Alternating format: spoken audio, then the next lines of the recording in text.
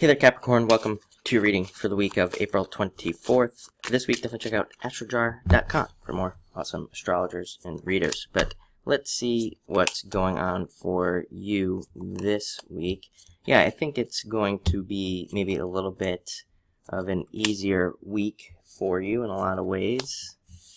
And probably just more, things kind of seemingly to go a little bit easier for you, especially in regards to, I would say, business and work. And even if you're retired, maybe like work around the home and things like that. Or maybe, if you've been working on your health or something like that, things could be going a little bit more your way.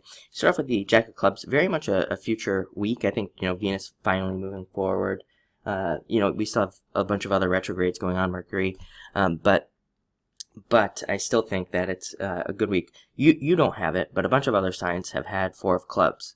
And Four of Clubs to me represents stable, things being stable, stabilizing thoughts. So I definitely think that it could be just a more stable week for everybody, and things kind of just being a little bit easier for people to, kind of deal with everything going on. But this is a card of the future, thinking about the future, planning the future, and planning out how to be more successful in life. Next, we have the Two of Diamonds.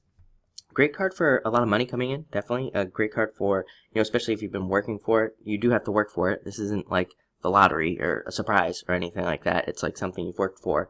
But a great card for working for more money, seeing more money coming in because you've worked for it. Great card for new jobs, matching up with, it's a card that represents matching up with a new job perfectly, something that makes you really happy. Same thing with business. And again, even if you're retired, great card for matching up with like an investment or something that could make you a lot of money. For a small percentage of you, this could represent inheritances. Again, these aren't like surprises.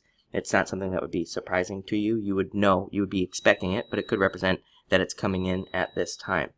Next, you have the Queen of Spades. She came up here in reverse, actually. I normally don't read reversals, especially on the playing cards. I mean, if I'm reading tarot, it's a different story. But on the playing cards, I just read intuitively anyway, so I don't read reversals. However, I was kind of feeling it. So Queen of Spades normally represents needing to jump into something, but I actually feel like a lot of you kind of maybe have jumped into something. Maybe you have started a project or something that you've been thinking about. Maybe it's a little bit of a risk, but this card, I'm kind of taking it as a keep going. So again, if you started a business, or even if you started a relationship or something that feels a little bit like a risk, or feels different, or if you've started anything new, then keep going. This card, I feel like it's saying you're going in the right direction at this time.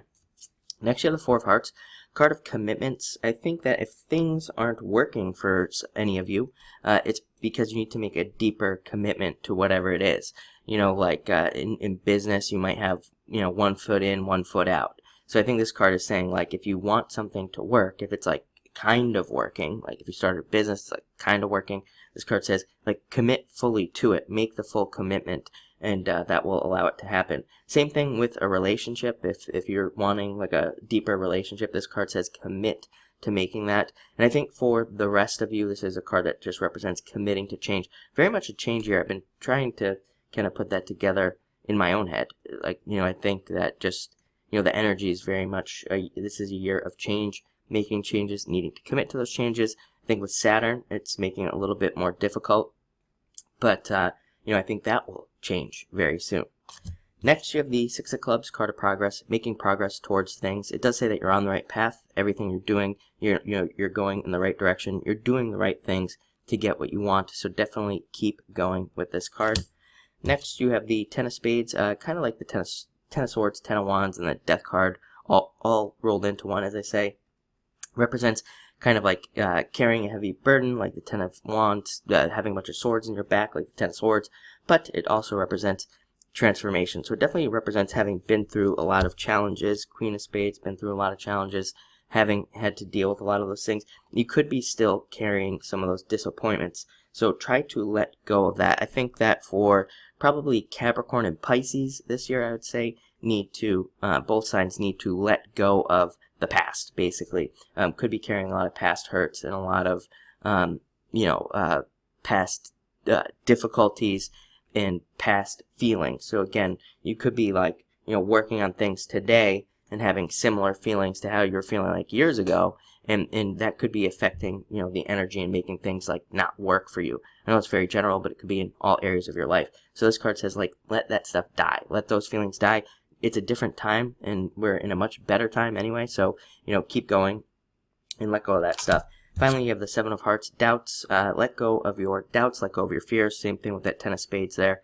I actually pulled this as a clarifier for that Ten of Spades. Represents basically the same thing, needing to let go of fears, needing to let go of doubts. But it looks like a great week for sure. A lot of positive stuff here. So thank you for watching and enjoy your week.